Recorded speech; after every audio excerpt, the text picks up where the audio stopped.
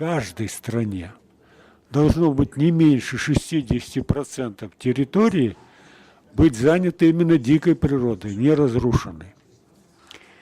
И, может быть, для вас это какая-то новость, а это сейчас новость, наверное, для всех жителей Кыргызстана, это то, что мы уже перешли ту роковую черту за время своей независимости, за четверть века, когда наша природа не поддерживает существование человека. В конце 80-х годов у нас как раз это соотношение было. 60% наших экосистем были достаточно неразрушенными, и только 40 или где-то 30% были или же превращены в антропогенные, или же были сильно разрушенными. Так вот сейчас, после 25 лет независимости, мы имеем всего-навсего где-то 20-30% относительно диких систем.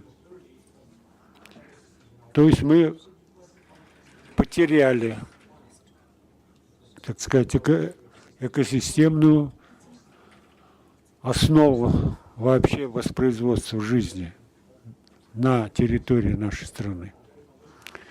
Еще хуже того, у нас существовало около 20 классов естественных экосистем. Сейчас у нас осталось не больше 30 классов. Мы потеряли не только там территориально, но и по классам, по разнообразию экосистем. А это еще катастрофа в квадрате, потому что разные классы экосистем создают условия существования в разных, так сказать, природных территориях. А наша страна горная, и тут очень контрастные условия существования. И должны быть разные экосистемы, чтобы во всех этих контрастных условиях создавать жизнь.